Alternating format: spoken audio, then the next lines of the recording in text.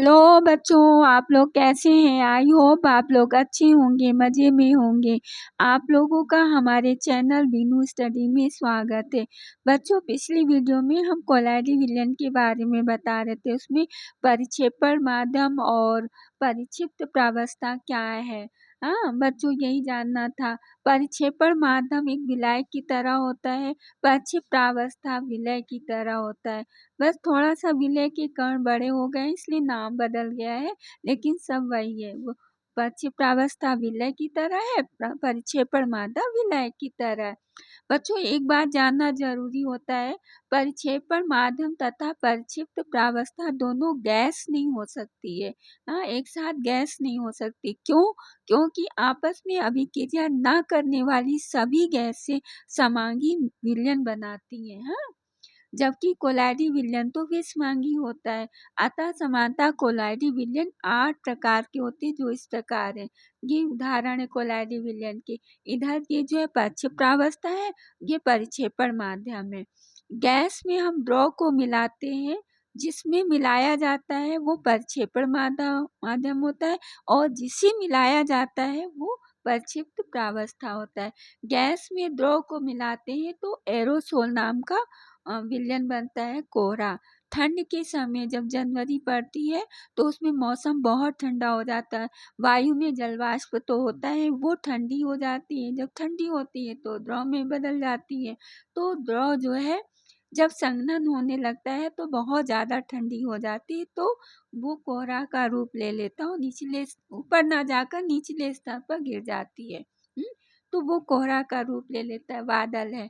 अब गैस में ठोस मिलाते हैं। अब कैसे मिलाते हैं? वायु में जब वायु तेज चलती, हवा तेज चलती है, तो ठोस के कण जो है, छोटे-छोटे कण यानी धूल के कण वायु में मिल जाते हैं, गैस में मिल जाते हैं, तो एरोसोल नाम का कोलाइडी विलयन बनता है। जैसे धुआं, आंधी।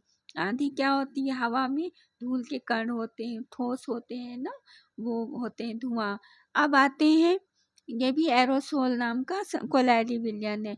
अब द्रव में गैस को मिलाया जाता है, तो द्रव में गैस को मिलाते हैं तो जो है फोम नाम का कोलाइडी विलयन बनता है। जैसे soda water, shaving cream, foam झाग निकलता है। द्रव में गैस होता है तो झाग बनता है, तो फोम नाम का कोलाइडी विलयन होता है। सोडा वाटर, शेविंग क्रीम इनके उदाहरण है। अब द्रव को मिलाया जाता है, जैसे दूध है, दूध इसका उदाहरण है। दूध में क्या है? पानी भी होता है, घी भी होता है, प्रोटीन भी होता है। ये पानी और घी, ये सब जो है तरल ही होता है, द्रव होता है, द्रव का मिश्रण होता है, तो इसे कहते हैं इमल्सन। दूध देखिए लिखा है, फेस क्रीम है।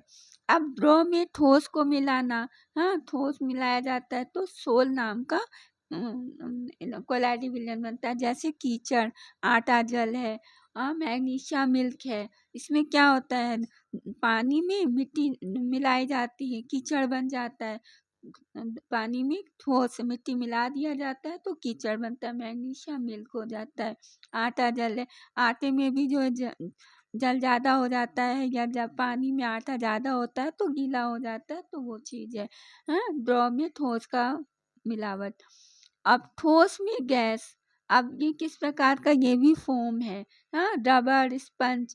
अब रबड़ क्या है?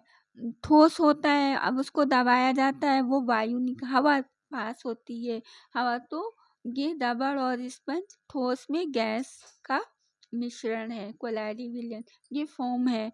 हाँ, अब ठोस में द्रव, अब जैसे पनीर है, पनीर को हम जब दबाते हैं ठोस तो होता है, लेकिन जब दबाते हैं तो उसमें जल निकलता है, तो ये ठोस में द्रव का मिश्रण है।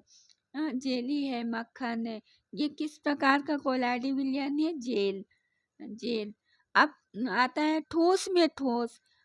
ठोस में ठोस मिलाना, ठोस सोल कहा जाता है, वो एरोसोल होता है, ये ठोस सोल होता है, क्योंकि ठोस में ठोस मिलाया गया है। मूंगा है, रत्न पत्थर है। मूंगा और रत्न है, पत्थर है, ये क्या है? ये जो है ठोस सोल है।